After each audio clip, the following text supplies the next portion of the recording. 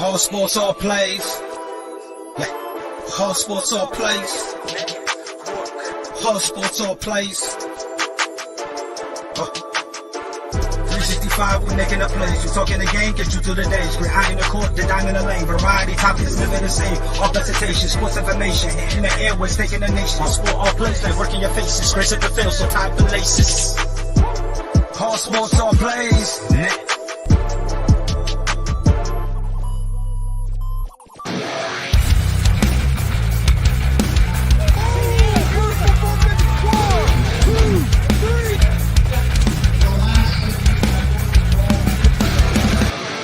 That'd be absolutely devastating.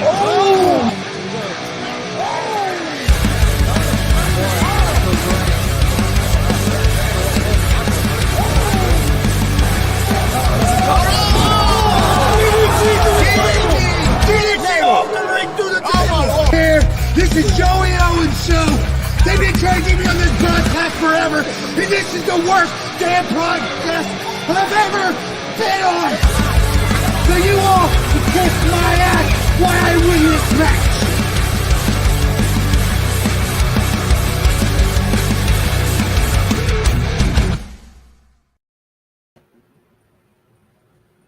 All right, welcome to G.W.R.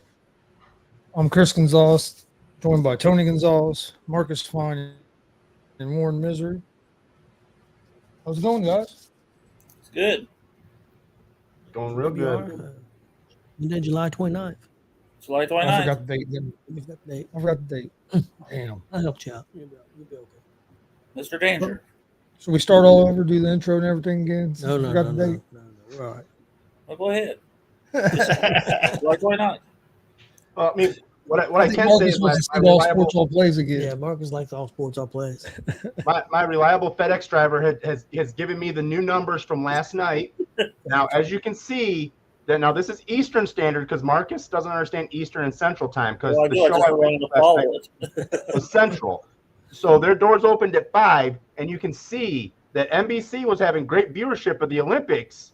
And then once everyone knew that I was at NVW, it literally bottomed out so bad there was no bottom. And then it went back up after the show was over. Okay. So, and then I said, they contacted me. They wanted me to be on NBC tonight. Fly me out to Paris. I said, I don't need the French bread, the French fries, the boudin. I said, I'm going to be on Gonzo'S Wrestling Room. So I told them to stick it, NBC. So I'm here for you guys because, once again, I am the ratings draw, and all eyes are now going to be on us. Okay. I appreciate it. You ought to use that as your catchphrase. I'm telling you. What's up, Hank? Austin? You need to come back on, Austin. We haven't seen you forever. Kelly's got a question for you, Austin. You keep ducking it, so. Uh-oh. Well, guys, we'll get started with our indie wrestling report. Marcus, I'll let you go to it. Alrighty, I went to 2 very huge shows this weekend. Friday was their monthly super show, Firestorm at the Outlaw Arena. Standing room only. People were being turned away at the door, packed in there tight to see some awesome wrestling. And the results are Hidari defeated Elijah Arrows. Jackson Morgan won the Battle Royal to earn a shot at any WCW championship anytime. The Battle Royal, I bet, had at least 30 people in it. It was packed. Brody Bockets defeated Mike Noble. The returning Bret Havoc defeated Kurt Busse in a very good match. IK3 defeated Juan Sanchez. Hey, how's it going, Hank? Logan Myers and Timmy Jackson defeated the WCW Tag Champs Jordan James and Kenneth James in a non-title match. David Light defeated Mark House to retain the WCW Gunslinger Championship. Main event, new Outlaw Champion Maliko defeated Zay Gates to win Cameron Saturn's vacated WCW Outlaw Championship. Congratulations, Maliko. Job well done. Double champ. It's only like the third one in WCW history that I'm aware of. I'm sure there might be more. Vinny Vacchetti's another one. I cannot remember who the third one is, but Maliko is now in that list. So, Marcus, I have a question. What was your match of the night? oh shit, I didn't have that one. Probably David Black David Light, Mark House was good, and Logan Myers and Timmy Jackson's tag match was pretty good. And IK3 and Juan Sanchez. That's my top 3. Okay.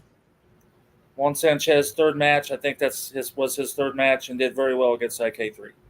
Congratulations to War Ready Malenko. I mean, to hold both those belts, I mean, that's pretty prestigious, I think, in my opinion. And not even a year in. He's killing it, man. And he deserves it. Very, very deserving, in my opinion. What's up, Alex? Now we're getting ready to do Alex's, if you're ready. Let's do it. All right. Saturday. Me and Kelly got there early and sat in on most of the Mark House seminar. Probably had a dozen to 15 people. Very well presented. A lot of knowledge in that man's head. And it was an honor to sit there and listen to that. And watching those people from very rookie to veteran, listening to this man talk, it was outstanding. So, Bird, a guy we did not know, but Bird won the Mark House Scramble match. That also included Christian Cash, Bobby Holiday, T.S. Wiley, Avery Hertz, and Timmy Jackson, the ring announcer, which was interesting. Another guy we were not familiar with, Ryan Michaels, defeated Logan Myers in a very good match. Ricky Guns and Tanner Kelly defeated Damon Jackson and Christian Cash in the Cult X Tag Team Open Challenge.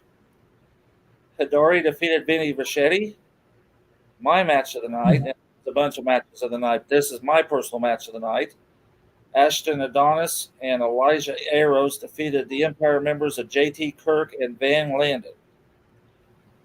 Then Mark House defeated Burr because he won the Scramble match earlier in the night. Empire member Matt Grant versus Zay Gates ended in a time limit draw.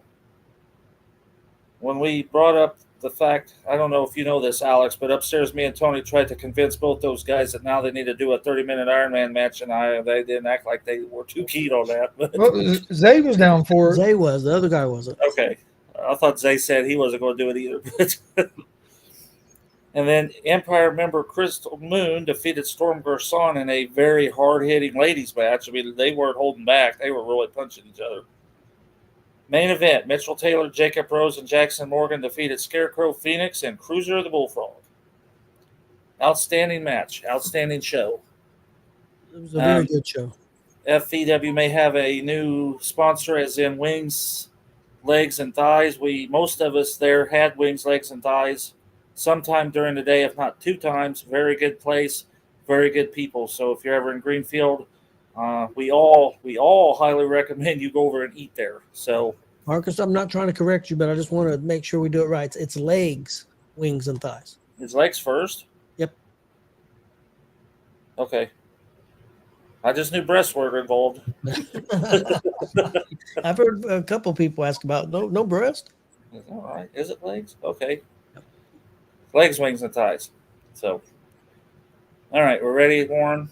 Yep. So, because we wore ourselves out literally on Saturday, Kelly and I decided to stay home on Sunday.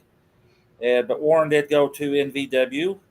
It was their version 10 results, so it was their 10th show. Christopher Gates defeated Clayton Clark and Nick Moss in a triple threat match. Yeah, that one was a good one. Clayton played heel in that one, so it took me by surprise a little bit. But essentially the ending was Clayton was getting ready to crack Gates with the chair. Gates ducked, rope hit the chair, Clayton hit the head with the chair, and Gates got the pin. But it was really entertaining match all around. Mark House says it's wooden stains and dinglings. Marcus, you are correct. It was wings, legs, and thighs. You are correct. I was wrong. Okay. Anyway, it's still a good place no matter how you put those pieces around. I had the wings. They had pulled pork, brisket sold out, Tony's 1 pound link shake or whatever that was he wanted to get. Yeah, Tony, Chris, and Kelly were eating. Somebody ordered ribs, and we got to look at those like, oh man. So ribs look good, and so yeah, good looking place. All right. My good buddy, the face collector, Jared Savage, defeated the franchise Chris Holmes. I can only imagine how this ended. Chris took a beating. I mean, he took a good beating. Tried to get some offense in. Emphasis on try. It did spill out into the crowd a little bit. There was a water bottle involved. There was a beer involved, but eventually at the end, Savage just used his modified claw, put him out. Yes, Damon Jackson came out for the scramble match, but Avery Hertz paid him off. We're guessing that's what was in the briefcase. And it was a surprise to see Avery Hertz. We've seen him around the state, so it was good to see him at FEW. Yes, it was. Hopefully he'll How's it going, Mark? will come back there because he's a very good talent. And Storm Gerson, and like I said, Storm Gerson and Crystal Moon, man, they weren't holding back. They were really pounding the shit out of each other. I don't know how else to put it. That's a real solid show. It's the best show that I've been to at FEW since we started going to shows at FEW. Most definitely. I have to agree with that. And one of the most consistent shows. I mean, just from match to match. I mean, it was really every match was really good. So it was a really good show. My match of the night was Michaels and Myers. I really enjoyed that. But there was, like I said, the whole show was real good. Yeah, I think you could pick out about any match on there, and if somebody said that was their favorite match, I don't think you could argue. Yeah, I agree. All right, let's see. Negative vibes only. Brian Parker defeated Tyler Scott. Yeah, that was another good one. It was a lot of back and forth, and may have been the longest match of the night. But anytime Tyler Scott loses, that's a good thing. I agree. Well, yeah. Anyhow. What's up, David? Hey, what did you think of Kendall Fry, Mr. Broadway? It was good. If you want to. Yeah, Elite Pro Wrestling Championship match. Kendall Fry, champion, defeated Miguel Murphy to retain the title. He was really good. Murphy held his own against him. Ref got taken out late in the match. Murphy scrambled to get the belt, was going to use the belt on him. Fry got the belt, saw the ref was coming too, and straight up Eddie Guerrero'd him. Tossed the belt to Murphy and fell down like he got hit, ref. So they did the Eddie Guerrero ending on it. So what's up, what did you David? think of his entrance? Entrance Did was he cool. do that come out to Mr. Broadway? I think. Yeah. Yeah, He I love it. Gee, look at that. We got Cold X in here, Hank's in here. Hey, what's up, Cold X? Suck ass. Rory Shield defeated Ari Alexander. That ought to have been good. Yeah, it was a hard hitting match between the two girls. It was really good match. It was Ari threw my hat when she walked by.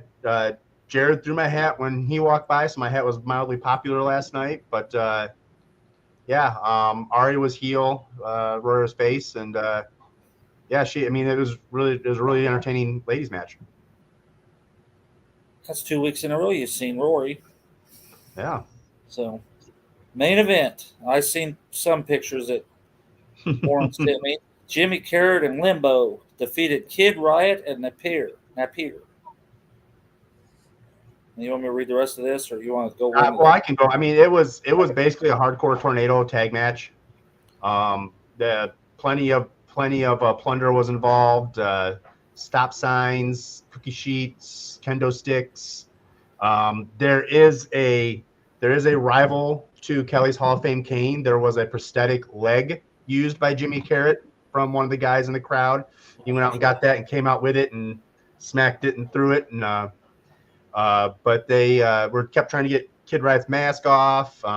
It was a lot of hard hitting back and forth stuff, and they thumbtacked the ring, had Kid Riot up on the ropes, and was getting ready to do something, and Napier did something to put Carrot, or first I think put Limbo in the tacks first, and then Carrot second, like on a power bomb. And I mean, he rolled over, and the picture I sent Marcus. I mean, he had probably a good 100 thumbtacks in his back. I mean, he took a shot, but ended up happening. Napier turned on Kid Riot, and they put him down. And then basically looked like Napier's joined in with Limbo and Carrot and his little whatever he's got going on with Basil, the bucket head thingy. But as they're in the ring about to do even more damage, they had a big sledgehammer. They're about to do that. Some lights switched up, some music hit, and Cecil Cerveza came back to NBW with a chair. And then he had another guy. I wasn't too sure who was with him. I'd never seen him before, but he had a chair too. And they basically chased him out of the ring, and Cecil said that he's coming for Jimmy Carrot. So that was the end of the show. It was also was dedicated to a former NBW wrestler from their earlier time that passed away. It had to be before they actually started going under the NVW.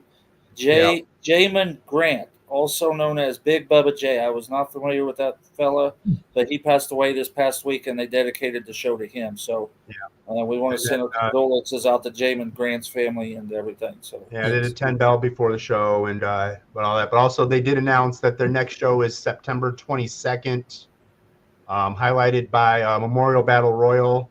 That was previously won by Kendall Fire and Mikkel Murphy in the past. So that's all David. Yes, obviously Mikkel Murphy's fan right there barking. So, but that's really I was able to get out of them, and so. So you enjoyed the show. Looked like it had a big crowd too. You know what? They had. I found this out this morning. They had more people per square foot at that show than they did in Paris for the Olympics because I was there. So Paris. How's it going, Juan? Oh, okay. I was at the show, so they had more people there because they want to be where I am. But no, I have a question. A bomb show. What was your match of the night? I mean, really, all of them had a nice little thing to them. They were all really well put together. The triple threat to start was fun. The EPW match was fun. I liked how that sort of ended. It's rare that you see the face do the Eddie Guerrero finish to try to get the win. But I think just for overall pure violence, that tornado tag match at the end of the night was probably match of the night. Because those guys, they were taking straight on headshots with those cookie sheets and stop signs, and it was like, whew. Oh, Jimmy and Limbo, I know they're pretty tough. So let's see. We got Tanner in here. We got the one and only is in here. Juan Sanchez. Tanner's in here. So. And I want to know when you're coming home, Warren Mizery. I don't know yet. I don't know. Having second thoughts, huh? I don't want to say second thoughts. I'm just sort of balancing out my. Jackson Morgan's in the house. What's up, Jackson? Yeah, Jackson, awesome. Well, guys, we're going to move on unless you guys got anything else, real quick. Cecil's next show, August 18th. Yep. I told him I'd plug that for him. So, 210 Saloon. And he does want to come on here sometime, Chris. He just got to get with you. So. Yeah, he really does. Yep. We've been working on that for about 3 years. Yeah, we're trying to get him on. That's not lying either. I'll keep the pressure on him. Yep. Yeah, next time I see him, I'll talk to him too. But yeah. We should see him soon. Okay, guys, we'll get started with my wrestling report. We're going to start off with Monday Night Raw. And the first thing was Damian Priest and Gunther pretty much started off the show, had a confrontation. I thought it was pretty good. I like the fact that Gunther had a lot of things to say about Priest. Priest just came in and punched him, and they started going. So I thought that was a pretty good segment. I enjoyed that. The next thing was it's official now. We've got CM Punk and Drew McIntyre at SummerSlam. But the twist is Seth Rollins is special referee. I think that's going to be interesting. We will talk about that when we do our SummerSlam preview and do our predictions here at the end of the show. We also had Braun Breaker beat Dragunov. Dragunov got knocked out, couldn't continue. So Braun Breaker is the new number one contender for the Intercontinental Championship, and will be facing, of course, I'm going to forget his name, Sami Zayn at SummerSlam. Next, Dom had a segment with Dom and Liv in the ring and Liv Morgan up in the audience. Dom tells Liv that he hates her and wants nothing to do with her. She kind of breaks down and is crying, and we have Mommy give old Dom a lick on the face. So, what'd you guys think of that segment? What'd you think, Marcus? I think it sure made the news, but it wasn't because he hates her. It's because For sure. Liv showed her ass, literally showed her. Oh, yes, she did. And I didn't even watch the segment yet. It's like, what in the hell? And it's like, Warren, what'd you think? You know, I mean, I don't know how much last week was caught with my take on it. I'm just not a fan of this thing. Just because they said the unfortunate curtain being pulled back, and we know how everyone's real lives are. I think they could have maybe found a different way to try to make this storyline happen, but yeah, it'll be interesting to see which way they go with Dom. I mean, it seems like they're on the verge of the Judgment Day just splintering. So That's what it looks like. From there, we had Chris. Did you get to see that? What'd you think? I liked. I thought it was done well. The facial expressions, everything. I thought it was real good. I thought the timing was good. Marcus is right. Liv was showing her. that went off today. I mean, she could have basically went out there with no shorts on. Yeah, just about. That's for sure. I think with the PG areas, when they hit Netflix, it's going to be crazy because there's not going to be no rating. They can basically do whatever the hell they want. Yes. I mean, it's going to be interesting with the beginning of the year when that Netflix deal goes through and they don't have no ratings. And I do think you're going to see get a little more and more what used to be rated R. I think they'll find that line because I don't think they want to completely take away the family aspect. Yeah, I don't think that. Yeah, I think it'll get a little bit more, but I agree they're going to try to toe that line where they balance it. Yeah.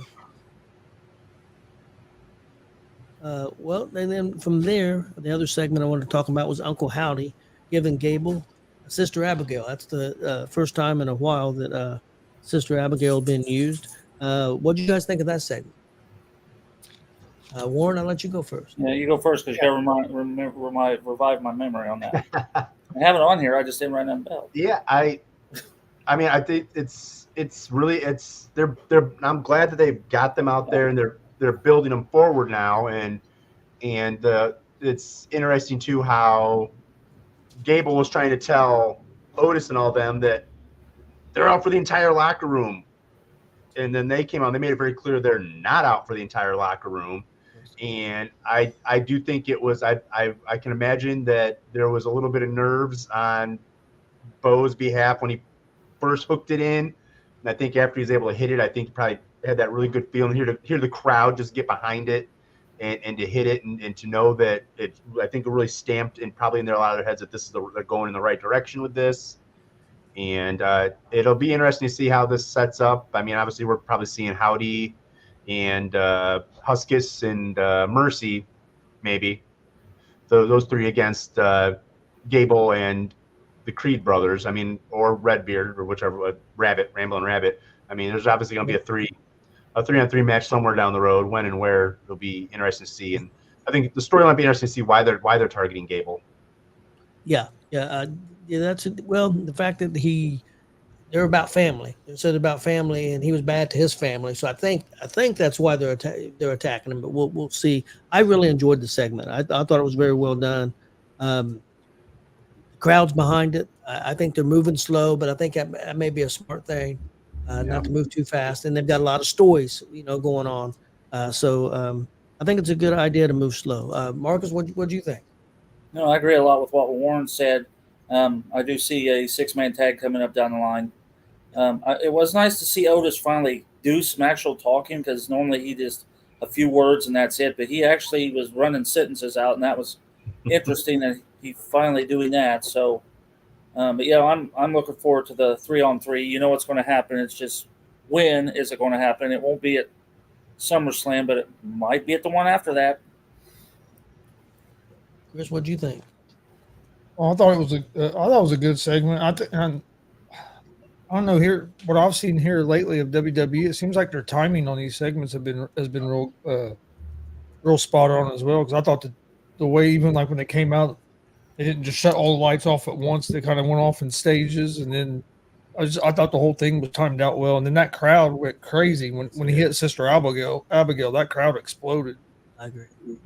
No, yeah, I thought it was a really well done segment. It's going to be interesting to see where they go from it and how it kind of translates when they're in the ring doing the matches and stuff. But the way it's going so far, it's keeping me interested in it and wanting to know what's going to happen next. One element that I'm curious about is how they're going to use Nikki Cross. Because I think she could be a key member, but I don't know where they're going. And that's not a bad thing. It's not a bad thing. And obviously this is on the far end of the outside. Don't know where it might go, but what they gonna do if Alexa Bliss comes back? Are they gonna revisit her run with them, or are they gonna just act like that never happened and she's gonna do something else? I mean, Or Alexa Bliss and Nikki has had a feud before. Yeah. Will it be them two? Sorry, my Alexa heard me say Alexa. But anyhow, Bliss, I have to watch what I say. Bliss and Nikki's had feuds before, so maybe Bliss will come back and say, "Hey, that's my spot," and they'll do that for a while. Well, is there still only 5 of them in the Wyatt Six? Yes. So I mean, they could add Bliss to it, and Bliss and Cross could do some women's tag matches and stuff. I think they're using that lantern like Taker used the urn, and I think that's going to be their that like the spirit of Bray is like the 6th. That's what I think too, but who knows? And then you still got Braun Strowman, who was a big part of the Wyatt. So I mean, could he ever come into play? So there's definitely different ways they can go. But I like what they're doing so far. Did you see what Hank put? I think that could be a possibility as well. He thinks they're going to attack Alexa when she shows back up. It's possible because she did supposedly set Bray on fire. So it was part of that, him getting took out. So yeah, you never know. Oh, well, that's a good point too. Is that what they're doing? The Lantern is Bray Wyatt is the 6th member in spirit. That's what I think too. I agree with Warren and them. That's what I think. I think but they haven't said for sure, so they could go different ways. Okay, guys, we're going to move on from that. We're going to move on to NWA Power. The show was okay. The best thing, in my opinion, the best thing on the show was the opening package. I thought the opening package of the show was done very well. The rest of the show, it wasn't bad. It was decent. I liked the Kerry Morton match and Latimer. It was fine. 10-minute time limit draw. It was fine. The Kenzie Page Missa Kate match. It was good. It was hard hitting. I didn't have a problem with it. EC3 NWA World Champion against Wrecking Ball Legursky. It was fine. My thing, and I've talked to Marcus about this. My thing is they got to get some feuds, some stories. They got to get something. You're just having matches and saying they're title matches, which all their matches were title matches, but that's not enough. It didn't make no sense. Title matches. Yeah, it's just not enough. Yeah, they've got to get some more direction, in my opinion. Marcus, what do you think? I didn't see after I heard what your synopsis was earlier in the week. I didn't watch it. Okay. Because you didn't sound too thrilled with it. And I thought, well, if Tony don't care for it, I probably won't either. So it wasn't bad. It just didn't. Now they've got a pretty good card they've put out for this week's show. It looks good. Yeah, they do. I'll watch it this week. Yeah, we'll see how it goes. But the card looks good. Warren, did you happen to check it out? No, I guess I didn't. Like you said, I mean, until there's stuff to really sink my teeth into, I'm having a hard time remembering to even, Yep, I understand. I need something that makes me really want to sit down when I'm eating dinner or something tonight and pop it on the app and say, well, let's see what happened. I think they're moving in the right direction, but they've got to get a hook. They got to get some stories, some feuds. I mean, I know he's more on in-ring storytelling. That's fine, but you got to get some feuds. You got to get some meat on the bone. You got to get something there to get people to tune in. And you just don't defend your title. They got to have somebody that's going after the title. Nobody's going after the title. It's just this is who's going to wrestle for the title this week. This week. Now, you know, Maliko's been going after the Outlaw Championship now for 4 or 6 weeks now. Yes. And so it made sense. Yep. They're just here, EC3, you're going to wrestle this guy this week. And it's like, well, whoop-de-doo. It's like, how does that guy even get that spot? It's okay, guys, we'll move on to NXT. That show opened with a no DQ match with Brooks Jensen and Josh Briggs. It was really good, man. It was a really good fight. A lot of story there because they were former partners for a long time. I think they was actually tag team champions for a little bit. It was a very good match, real enjoyable. Then we had Trick Williams against Cedric Alexander. That was really good. Both those guys can go, so it was a real good match. Trick Williams won that. Brooke Jensen won the street fight, no DQ match. From there, we had Joe Henry promo package play, and it was basically to announce that he's going to be doing an in-ring concert on this Tuesday show. And Marcus, what do you think of that? well, I loved the vignette or whatever you call that. But you know what my opinion is? Nobody's concert has ever taken place. And I think Elias is going to show up in it. He thinks Elias is going to show up. Because he was the last guy that tried to do a concert, or there might have been more, but everybody tries to do as a concert, and nobody ever gets. Well, The Rock was the only one to have successful concerts. Who's that? Yeah, Rock does. Rock has rock concerts. Yep, that's true. Yeah, I thought it was a really good segment. But remember, the Freebirds were doing a concert, and they got interrupted too, and that was 40 years ago. So nobody's had a successful concert run. I really enjoyed it. The package was great. I thought it was very well done. I think they're doing really good. Joe Henry, he's all over the place. So I'm really liking it. Warren, what do you think? Like I said, I watched the main event, really. Okay. So I'll hold off until you. Okay. Chris, did you see the package? You didn't see the video package either? No, I thought it was on there. it wasn't on my list. Oh yeah, it was. Yeah, it was. You missed I didn't see it. I watched the other stuff. I didn't watch that. Okay. Then we'll move on from that.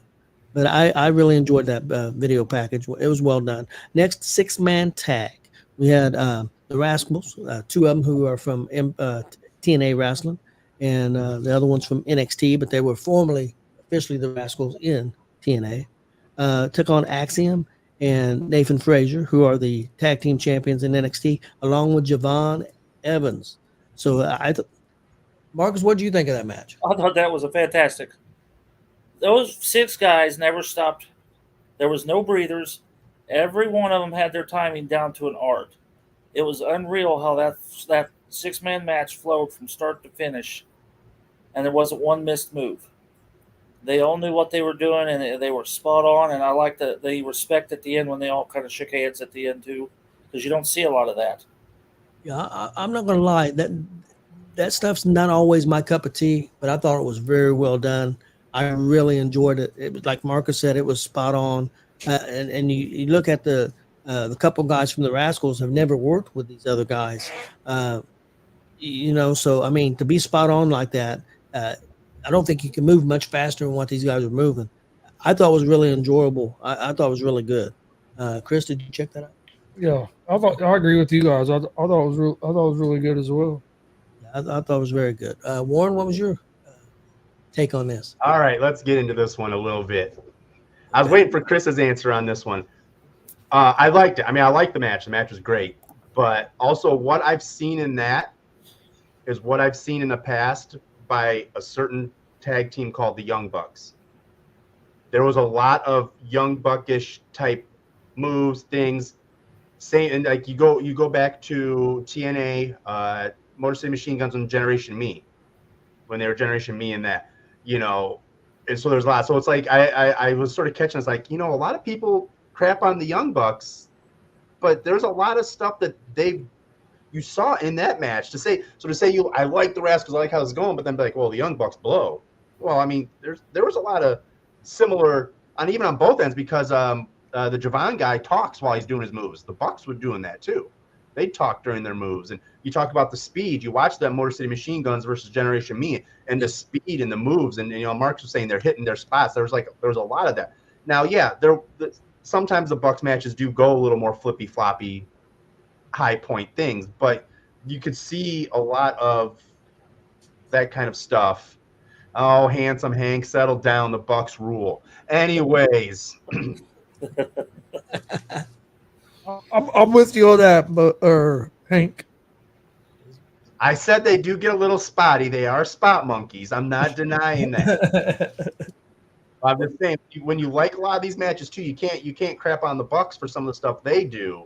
Yeah. And then like some of the stuff that But I get what you're saying. Well, that's why I said. That's why when I opened, I said normally I'm not a huge fan of those matches. I thought this was very well done. And there's been some matches. I remember a year and a half ago, 2 years ago, it was in a cage. It was the Young Bucks against the two masked wrestlers or the Mexican wrestlers. I can't think of their names right now. Yes. One of the best tag team cage matches I ever seen. It was fantastic. So I mean, there's times that those match hits for me. There's times they don't. I'm just being honest. But I thought it was really good. Early Bucks was really good. Now that they've gone, I think they've sort of evolved into a different kind of tag team now. So. Okay, guys, we're gonna move on. We're gonna move on to AEW. Show opened with MJF and Will Ospreay segment. They'll face each other at Wimbledon Stadium. Wimbledon. Ain't it a Wimbledon? Wembley. Did I say Wimbledon? I said Wimbledon, but I've got Wembley. If they're doing a wrestling show on a tennis court, that's gonna be pretty damn sweet. Yeah, That'll do it. I did write down Wimbledon. I don't know how many fans each one of them courts hold over there, but we'll open it up.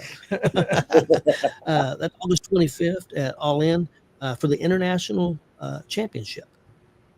I wasn't a huge fan of the confrontation between them two. It was okay. It wasn't bad. I would have liked a little more, but it wasn't bad. Next, we had Mariah May and Tony Storm segment. Storm tries to attack Mariah May. Got a lot of officials come out and stuff. To me, I think that's going to be the match of the show. I wasn't crazy about the segment. Since they did the main segment where she attacks her with a shoe and everything, I think it's lost some sizzle. I don't think they've kept it going like I wanted it to. But I'm still looking forward to the match. I like both of them a lot. I think they need just like I said, they needed to keep Tony Storm out of that until the show. I think they just needed Mariah May to come out there and just pander her, beat her, I used you, you had no idea, just do that all through, and then have her come out 2 weeks after getting bloodied like the way she was, and I wasn't a fan of that. And then we had Mercedes Moné come out and confront Britt Baker, who's in the ring. She's on down at the ramp, and I don't know where Camille finally made her debut and kicks Britt Baker's head off. I think they're going for a little bit of the Shawn Michaels Diesel vibe. I think that's where they're going. I don't think that's a bad thing. I think they should have done it earlier. I think Camille's been on the sidelines for 6 months or around that time since she's been signed. Now, did you see the San Diego Comic-Con segment? Yes. I don't know if you're going to talk about that. I don't want to say if you're going to go into that. Why has she been out for 6 months for? I don't know. He didn't use her. He didn't have anything for her. So they signed her and she just sit there for 6 months. Sent there for 6 months. They ain't making no fucking money.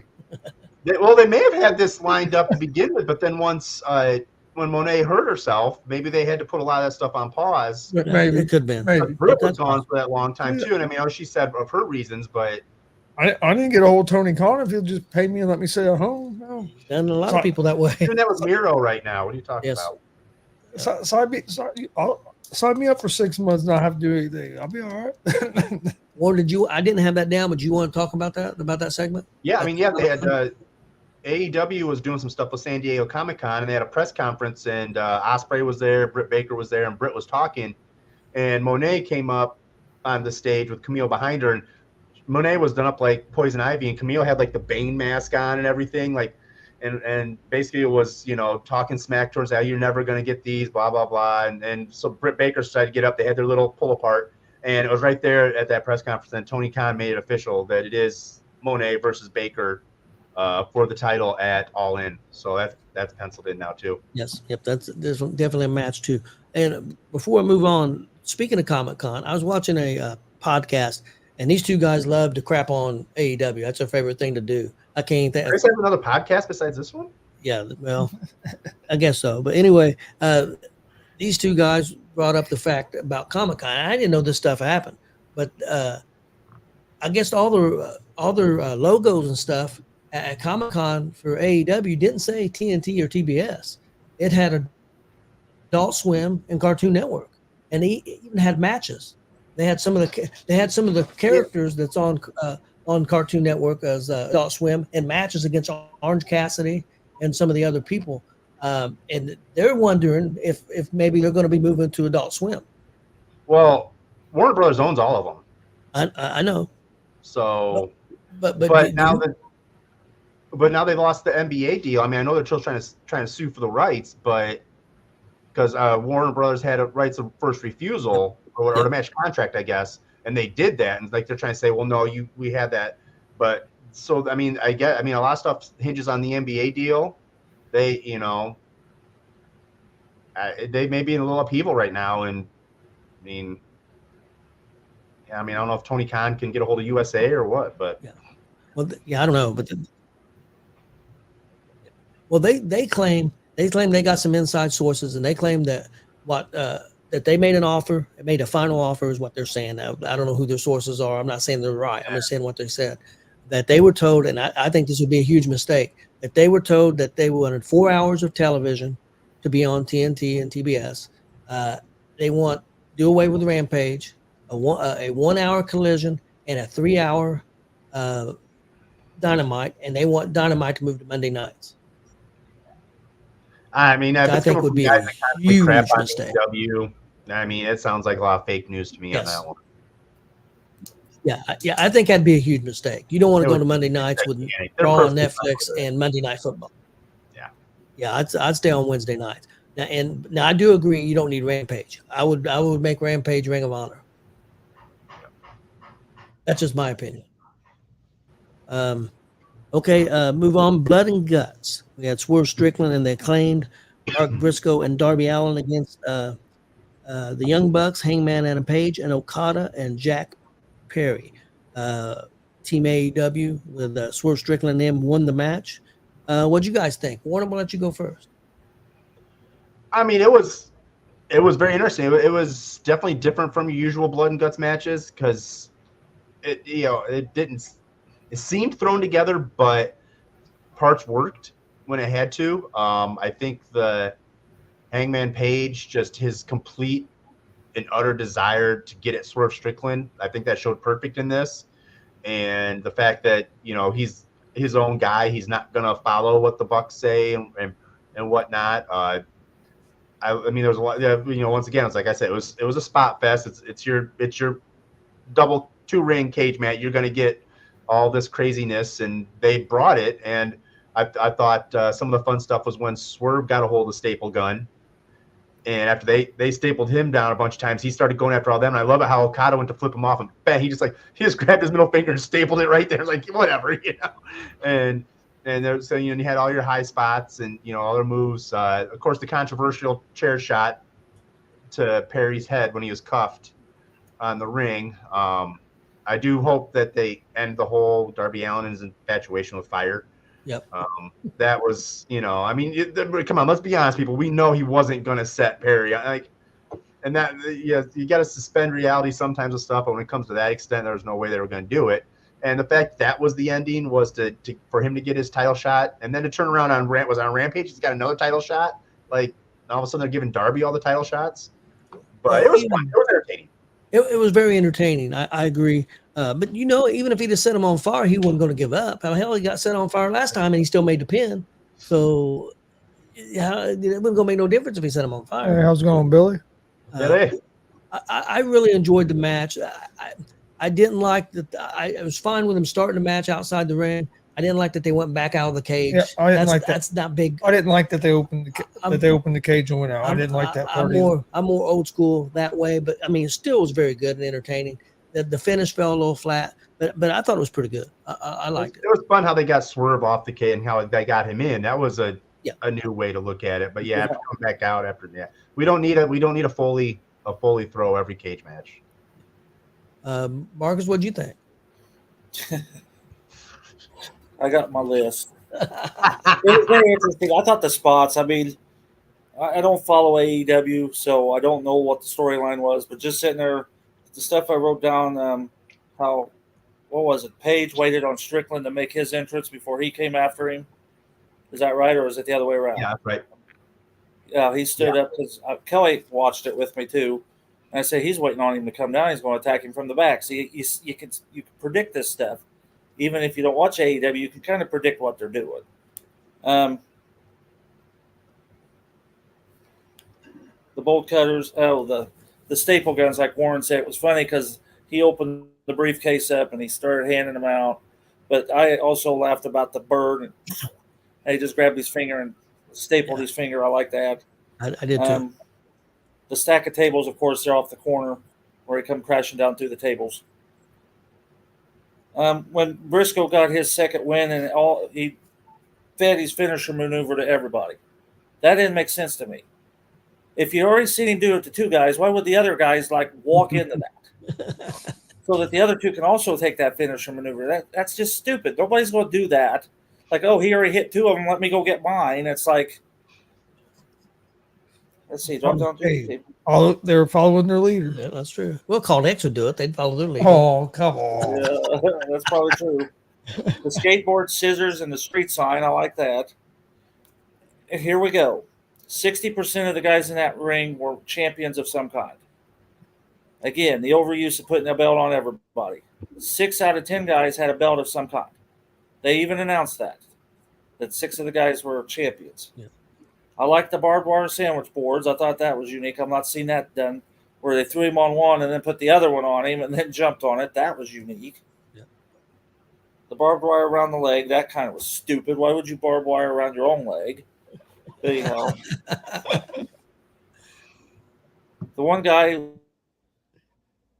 made no sense why he had a microphone to start with, but then in the middle of the match, I said, okay, now I can pick up the microphone and cut the promo against on whoever, because he did have a microphone as a weapon.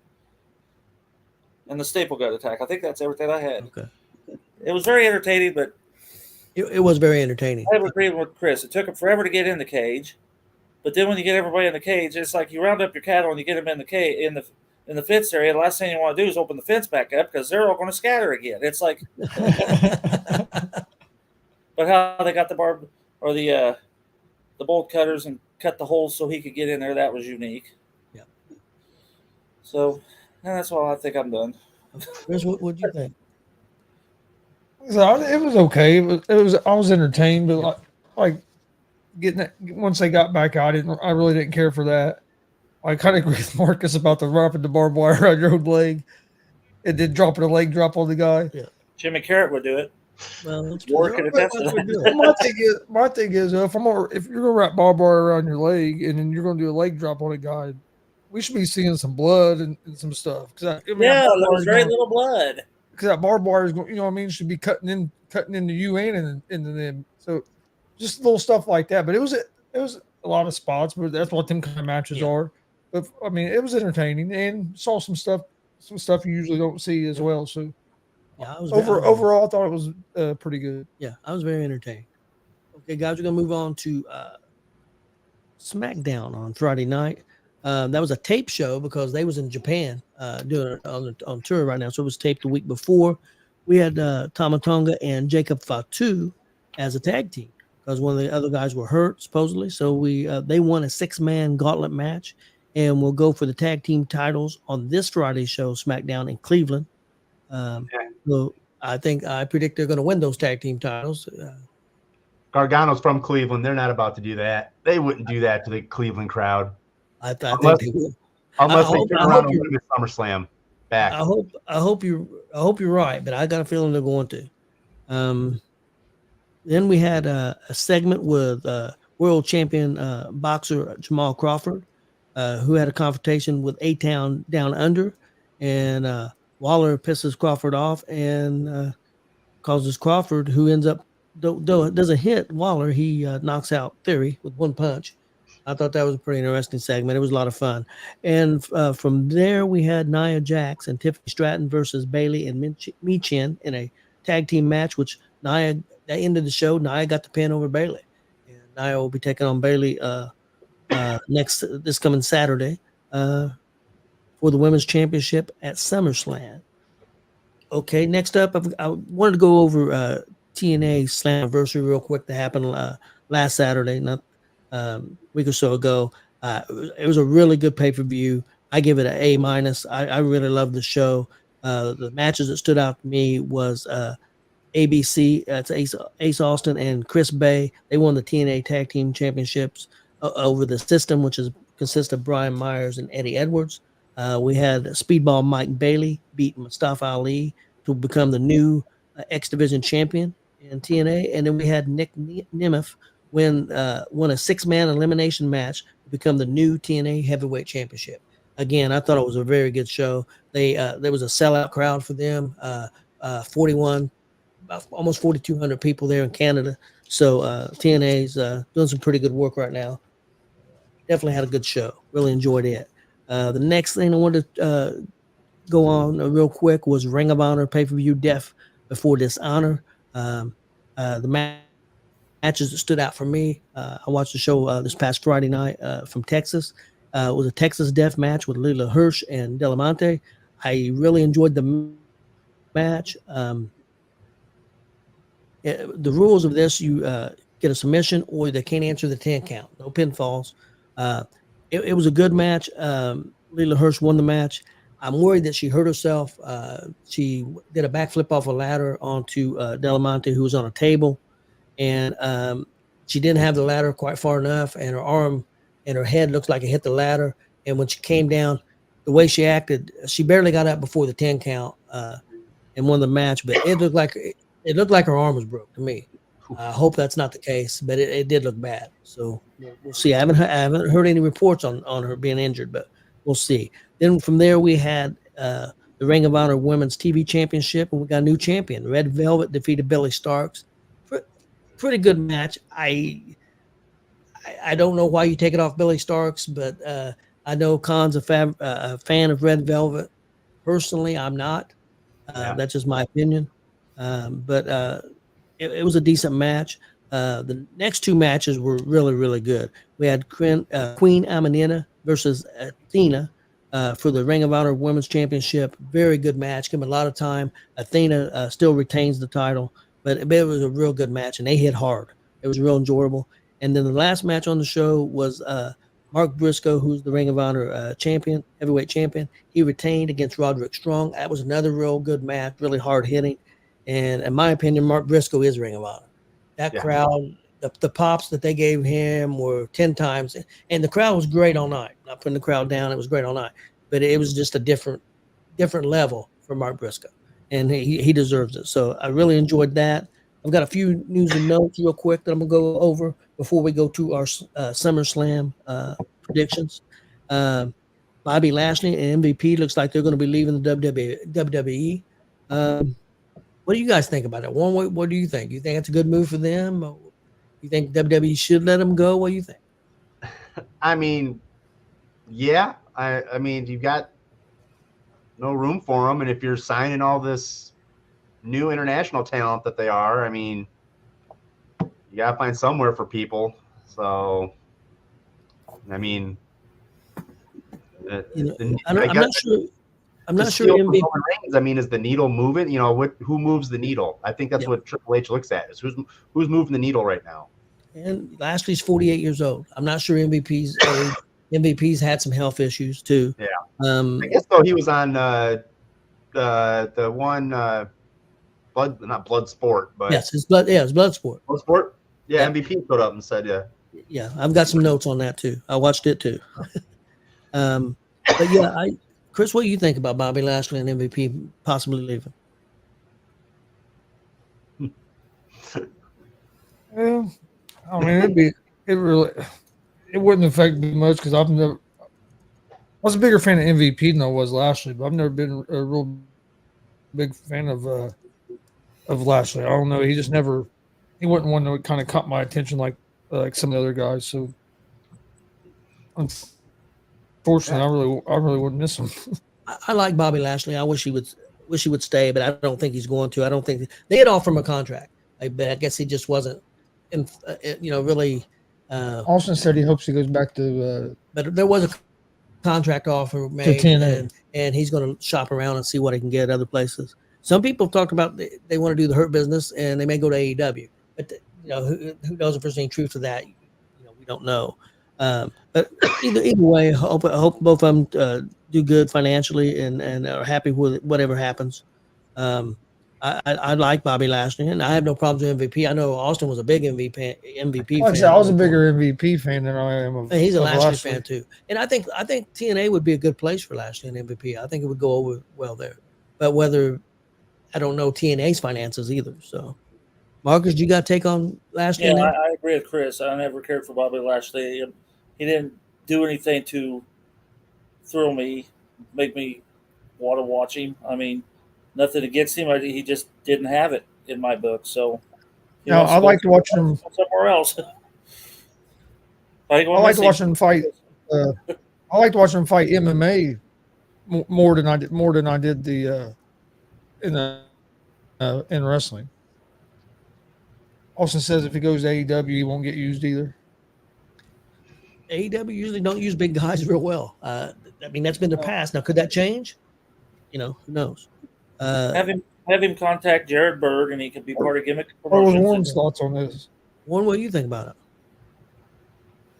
Like I said, I mean, he's not a needle mover, but I mean, he's not a needle mover like Justin Danger. Justin Danger moves the needle. Lord, here we go. Oh, you brown noser! I agree, but what a brown noser! Yeah, see, what Justin Danger thinks that Lashley's boring.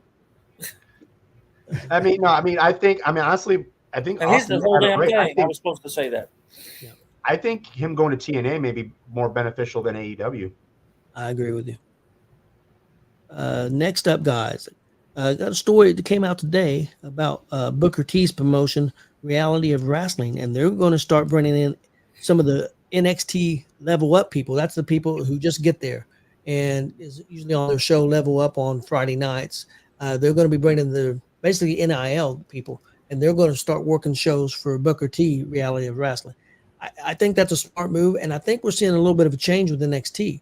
NXT is still going to be, the feeder system to a certain degree, but with them moving to CW, I think they're pivoting and going back. I don't want to say they're black and gold, but I think they're going to be a third brand again. They're not just going to be. They are going to be a real third brand again, and you're going to see the Level Up, maybe more of the NXT for the NILs to get them ready to come up to there. And Booker T is going to play a part of that. And you may see some other wrestling companies to do that too. But that is a story that came out today. And then the Game Changer Wrestling, Josh Barnett's Bloodsport was on Sunday.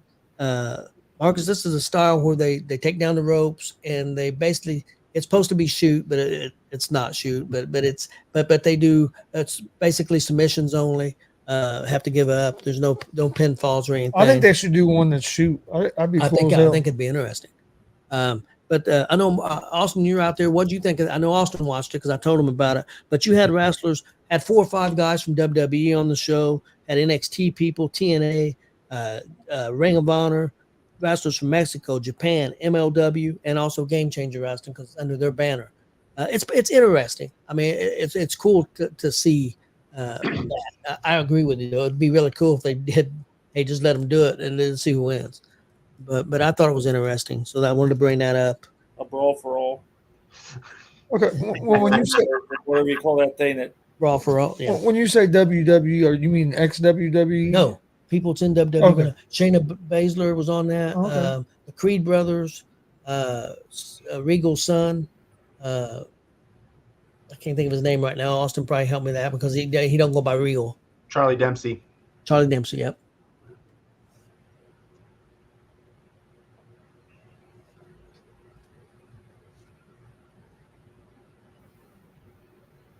kind of hard to do matches when you don't have ropes to bounce off of, and that's what you're used to doing. So they won't have the Young Bucks on there? Yeah, Young Bucks would struggle. Okay, guys, we're down to our SummerSlam preview and predictions. First match I went with was Sami Zayn, who's the Intercontinental Champion, against Braun Breaker. Marcus, I'm gonna let you go first. What do you think? What do you think's gonna Breaker. happen? It's You're Breaker's going turn. Breaker? It's Breaker's turn.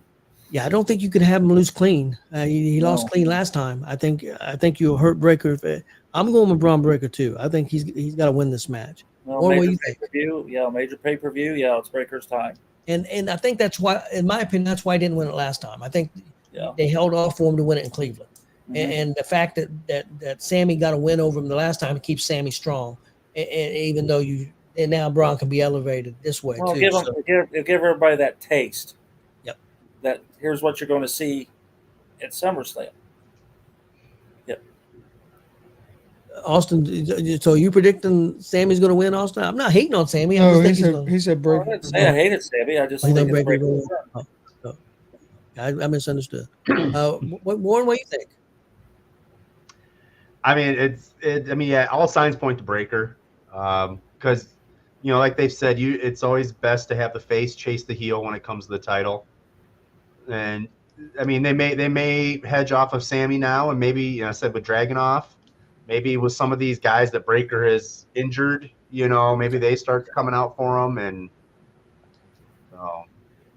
But yeah, I'd still, some people think I'm crazy, but I still think Sammy's going to be involved in the bloodline stuff. Yeah, we do, Chris, don't we? So, I mean, that's what I think. Yeah. Eventually. So, yeah, I see Sammy losing. Chris, what do you think? I think Breaker. Okay, next match, CM Punk versus Drew McIntyre with special referee Seth Rollins. Fucking shit up.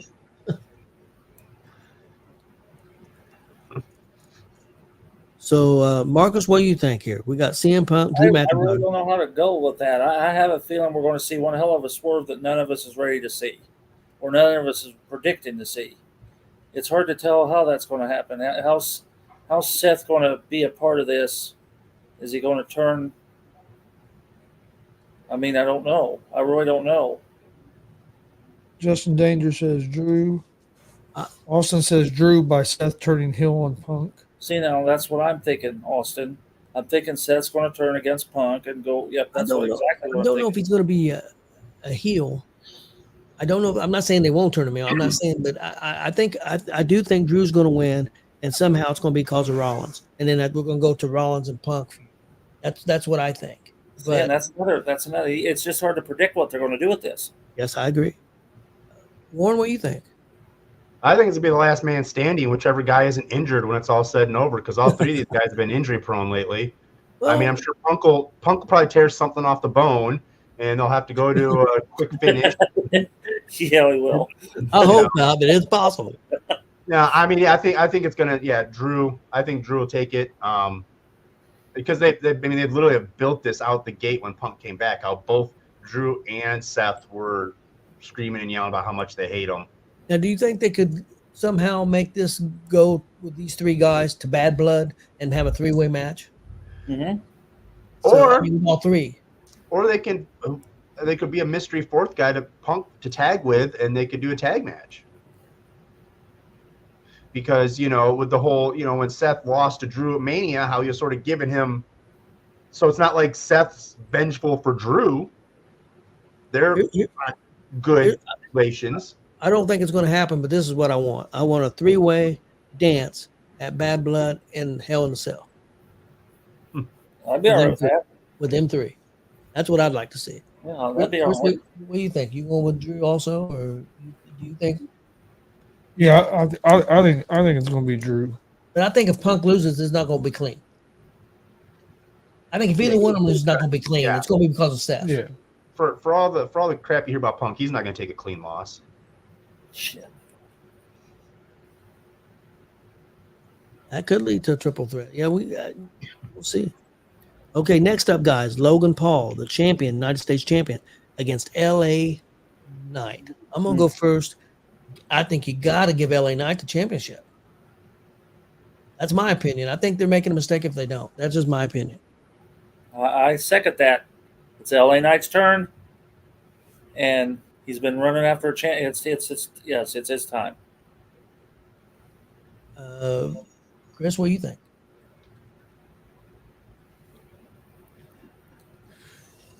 I'm gonna say they're gonna go with Logan Paul. We'll keep they like Logan. He gets a lot of clicks and stuff. Yeah, that's possible. Warren, what do you think? I mean, I think Logan, even though it was what's crazy is that he's only wrestled twice this year so far. Like, it's crazy that they allow that to happen. But like you said too, yeah, he's that circumvents the other thing. I mean, and it's just crazy. I mean, you had LA Knight just recently in main title matches, and now it's almost. I mean, why? I don't think I don't know if they know how to treat LA Knight right now. I don't disagree. I think they was in a tough situation with they didn't want to take the belt off of. I'm gonna have my brain fart.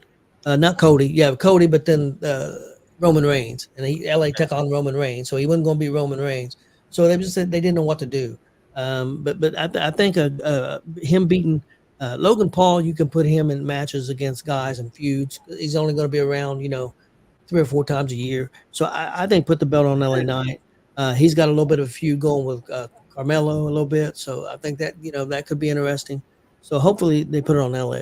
But even then, I mean, you could go, like I said, Logan Paul, Ohio guy, wins by a shady way or whatever, and then you can continue this into Bad Blood where LA Knight demands like a Falls Count Anywhere match or something that, because that's what we've seen with Logan Paul is he's had brass knuckles, he's had other ways out of stuff to where maybe LA Knight's finally had enough and just said, I want you at Bad Blood in a gimmick match, Yeah.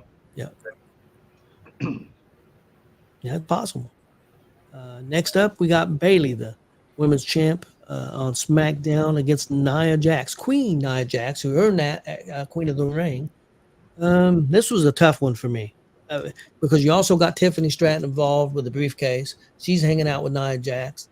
I went back and forth on this, but I'm going with Nia Jax. And I think Nia Jax is going to win, and they're going to build a story with Tiffany going to cash in on Nia at some point. That's where I'm going. But I could see Bayley hanging on to it. I don't know. Warren, what do you think? I love me some Bayley. I really do, but I think they're gonna put it on Nia and try something new. I mean, it's I think it's I don't think they look at Bayley as a transitional champion in any way, shape, or form. But I think I think you're going to get more out of a Nia and Tiffany Stratton type throwdown for a while. I mean, it's technically it's almost like a version of Mariah May and Toni Storm. Stratton can even get involved and do something to cause it to where Nia wins, and then well, and it's still. I mean, Bayley could win. Nia destroys her afterwards, leaves the ring, and then Tiffany could win, could cash in. I mean, that's not impossible. So, I mean, Chris, what do you think? I think Nia. You go with Nia also? I don't think they'll have Stratton cash in yet. Though. I think it's too soon. I think it's too soon because they just had that one cash in. Yeah, I don't disagree. Marcus, what do you think? I think we talk too much, Tony, because that's exactly what I was going to say. Tiffany Stratton is going to cash in after Nia beats the shit out of Bayley. I think Bayley will win, and then Tiffany will cash in and take it. And it's funny you said that because I was waiting on you to say my name so I could say that, and then you went off and said, "It's like, damn, Tony, we talk too much." Yeah. We're on the same wavelength. That's what I think. Justin brings up an interesting point about this here. He says that Nia and Stratton won't work because he don't think Nia can lead Stratton. Well, that's obvious. Nia is not a leader. I mean, I have been hearing there's been positive stuff coming out with her work that she's Nia's got better. There's no doubt. Before. Nia's got a lot better. At least in my mind, she's got a lot better. I agree with that. We'll see. Next up, we got the champion, Damian Priest, on Raw, putting the belt up against the King of the Ring, Gunther, who won that also at the King of the Ring, this opportunity. What do you guys think? Warren, you go first. Oh, it's straight up the Ring General is bringing that thing home. That there's he's it's like just what we're saying with Braun. I mean, you've got to put it on him because dude can just go, and you've seen he can go up against any kind of guy. So you literally have a champion. You'd have a champion Gunther that can go up against. You've seen what he's done against Dragunov, a smaller guy. We've seen him against bigger guys. You can write tons of stories with him. Yep, I agree. I mean, I can make an argument in my mind, and some people won't agree with me. Gunther could be as good as wrestler there is in the world. He could be. He's right there because he can wrestle any style, kind of like Randy Orton. So I mean, but me saying that, I went with David Priest to win it right now. But I wouldn't be shocked if Gunther wins it. The only thing I think is I don't think if Gunther wins, he's not going to win it clean. I think the Judgment Day will somehow, whether it's by accident or on purpose, will cost Damien the championship if he loses, in my opinion. Marcus, you're laughing. What are you thinking? Well, shut up. I think they had Gunther drop that IC belt for a reason, and it's because they're going to put the world title on him. It's just when. Is it going to be SummerSlam, or are they going to carry it over to Survivor Series? Because that's the next major one. Well, and they storyline for 3 months. I don't know. Well, they do have a big pay-per-view in Berlin. Well, that'd be a good That's place in Berlin, and that could be a place they could do it too. Yeah, that's possible. I don't see him winning at SummerSlam, but I do see him having it by Survivor Series, if not Survivor Series. When it comes to wrestling, Marcus, I think me and you share a brain. Oh yeah, well that's obvious. Ask Kelly. She's like, I can't get over it. And I'm sure Chris says it a lot too. Chris, what are you thinking? Gunther. You going with Gunther? Okay, next up, guys. Liv Morgan, the champion, on Raw against Rhea Ripley for the World Championship. Marcus, I'm gonna let you go first. What do you think? Let me be first. Okay. Liv ain't gonna drop the belt. Not yet.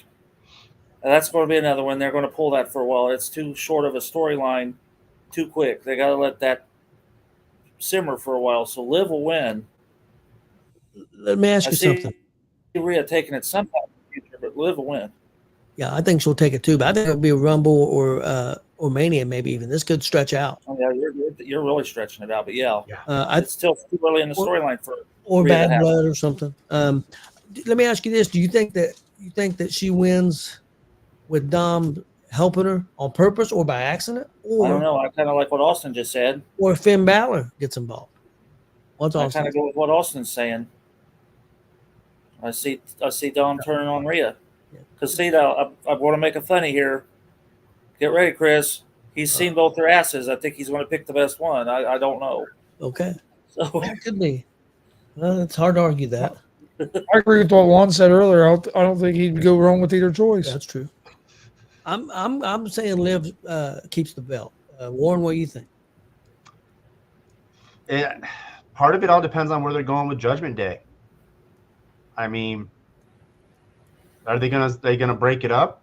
Then Dom runs with Liv, but also, I mean, we don't, because I mean they sort of had to make the title change because Rhea hurt/married. Yeah. So maybe that, they're like, well, let's just run this for a little bit. We'll get the belt back on you and go where we wanted to go. So I don't know. It's a coin flip, really. I mean, I can see either direction, probably. But if you're putting a gun to my head, I would say Rhea. He's going with me. What do you think, Chris? I'll go with Liv just because I agree with what Austin's saying here. Austin's spot on. It's too not early in the storyline. that quick. They can play this for a long time. It's too early for that. Next up, guys, we have the champion Cody Rhodes against Solo Sikoa for the undisputed WWE Championship. Marcus, I'm gonna let you go first. What do you think? All right, I think Somehow I think Cody's going to lose by DQ or something. I think he'll lose the match, but he won't lose the belt. I just haven't quite figured out how he would go about that. Do They want you the win think to we go get to Roman? Phillip, but I don't think they want to put the belt on him yet. Do you think we get Roman Reigns? That's Not yet. SummerSlam. It's too I think soon. it's still early. We'll get at least a Paul Heyman distraction. Yeah, See, and that could be it. we could get Paul Heyman first. Could get Paul Heyman first. I bet Cody loses, but it will be it'll be something where he doesn't lose the belt. Yeah, could because we said Paul Heyman and Chris or Austin says Jimmy Uso. Could we get Jimmy Uso and Paul Heyman show up together? I don't know. It's so hard to tell. There's so many players in this game on this one. I'm going with Cody, but I wouldn't be shocked if because they're trying to build Solo up and trying to build this new bloodline up that they win the tag team titles on Friday, and Cody gets screwed and Solo wins this because I mean that's Dusty booking. I mean Dusty Rhodes would book for Cody to lose. Dusty would. But then so you have Cody chasing until they bring Roman back. No, I think he would get it back maybe at Bad Blood or something, and maybe that's when they bring Roman back. What I would like to see as I'm sitting here processing this is drag this out to SummerSlam or to Survivor Series, have Jimmy, Jay, Sammy, Cody versus Solo, Tonga, and the one that they haven't debuted yet, their brother Hikalu or whatever they're going to call him. Whoever gets the pin wins the title. And Solo makes sure he puts it over to them that I get the pin, I get the title.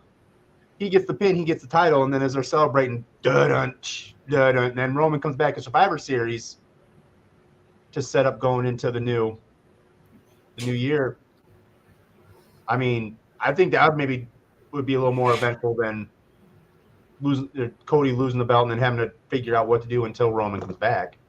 But that's why I'm also not in booking for places. So yeah, I think Cody's going to win. I'm going to go with that, but we'll see. Chris, what do you think? I think Cody wins. Marcus, did you give your take? Marcus, do you want to change your take?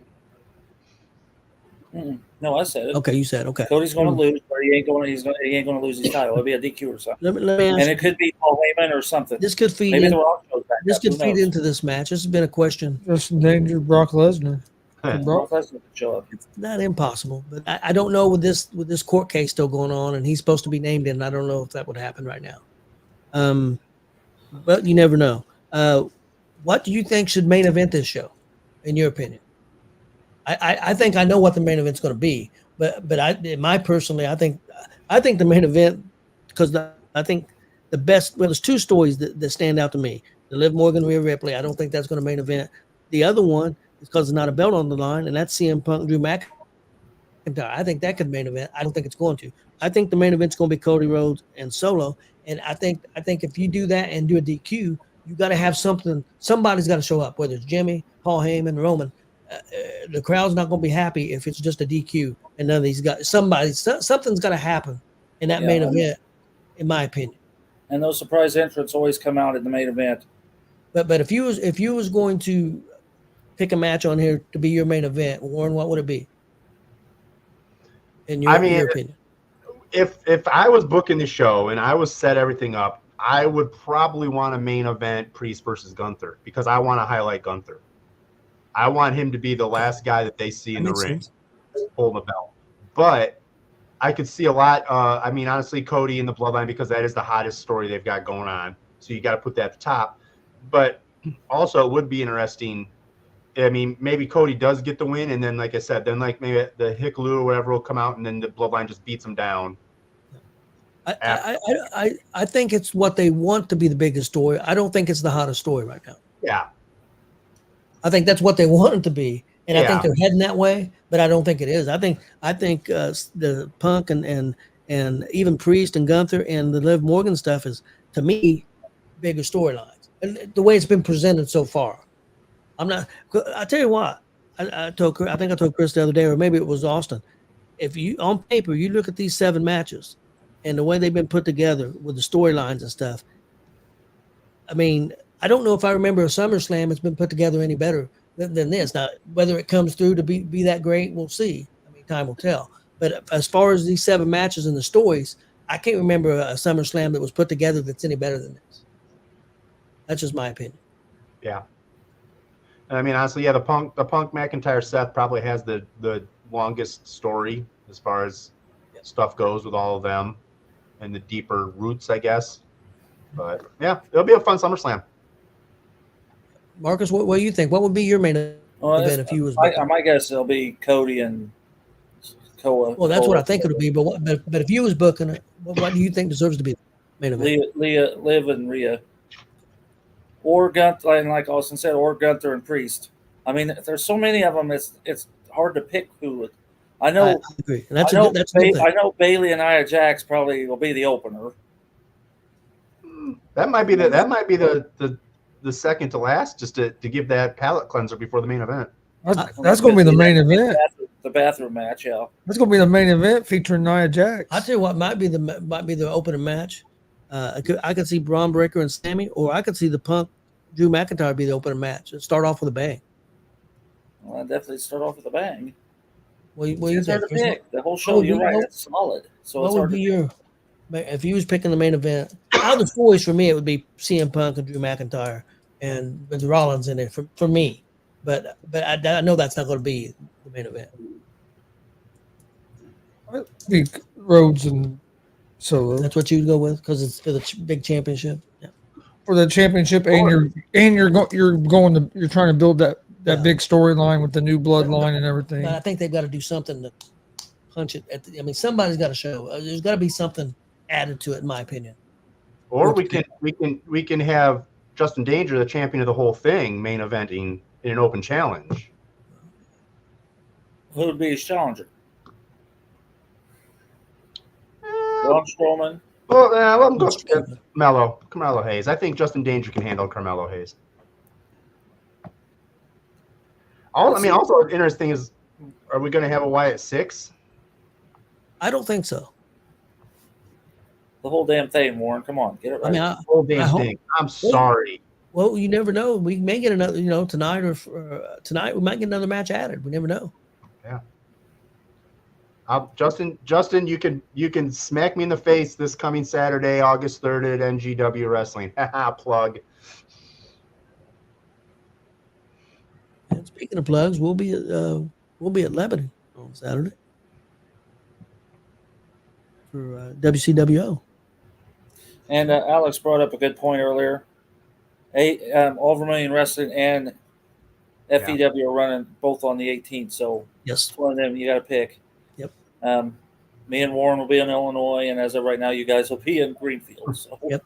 And just because I'm literally 25 minutes down the way. Nothing against Alex and FEW. I love you guys. You guys are doing great things. That's just a way longer drive for me. No, don't lie. You know that you're jealous. You and Alex has got a thing going. Who can get more ratings? And you're not going to support that. You see what happened in the picture of him and me on Facebook, and look what happens. People show up for an awesome show because they're like, Alex is friends with Warren Mizery. I gotta go to Alex. No, seriously. I mean, I do. Yeah, if I could support them both the same day, I would. Oh, and that's the way it is with us right now. That we are now really, really having to pick and choose because we support 5-6 major promotions, and they also run on the same day. It's like, now what? I mean, also it's going to come down to whatever promoter is going to put me on their show too. I mean, come on. Okay, now we need to have a match between Alex and Warren on the draw. Who's the best draw? I'm the ratings draw, Alex.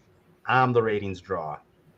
And see, then Tony, I've eaten at the 210, and I've eaten at wings and legs and thighs, and they're both very good. So I've got a win-win one way or what show I can. Well, that's true. That's true.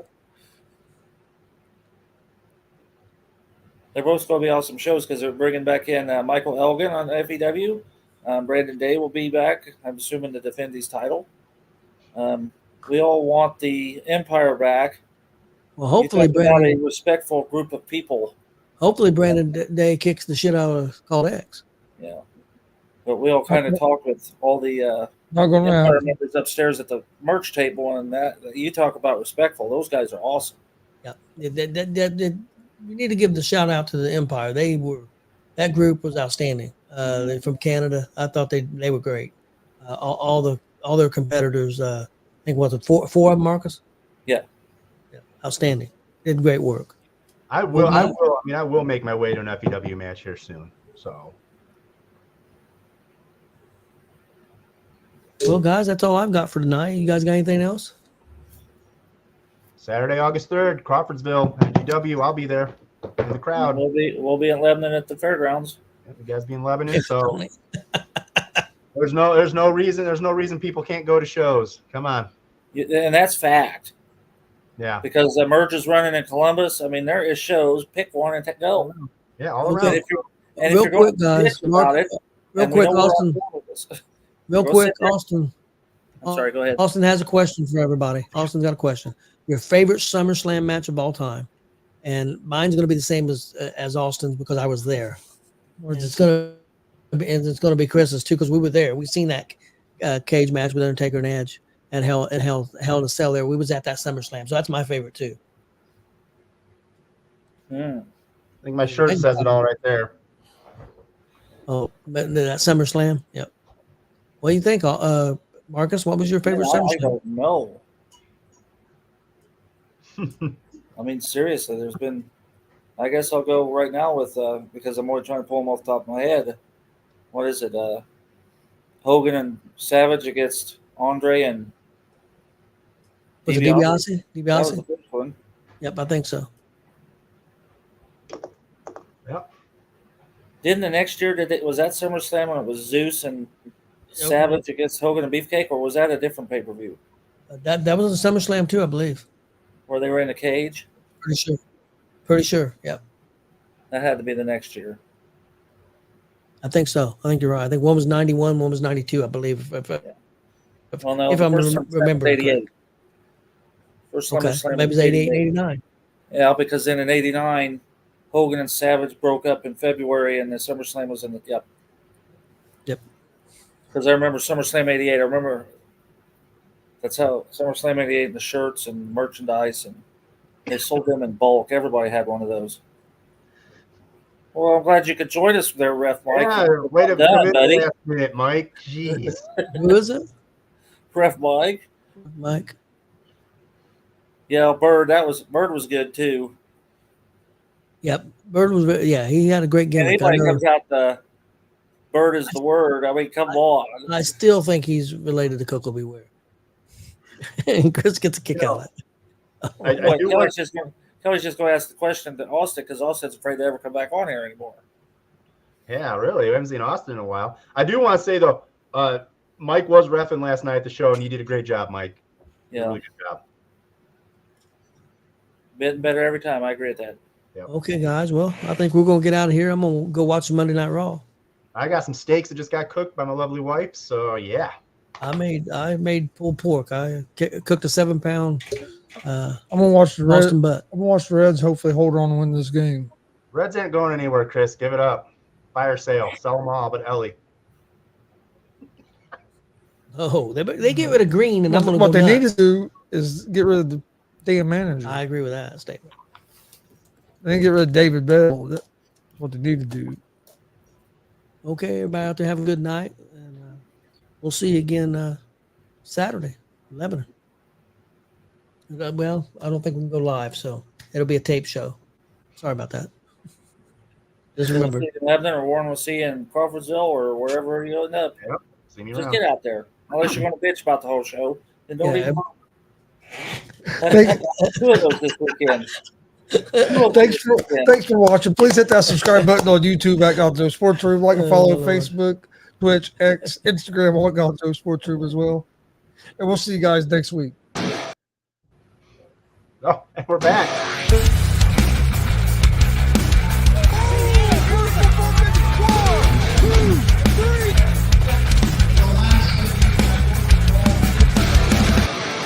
That'd be absolutely devastating. Oh!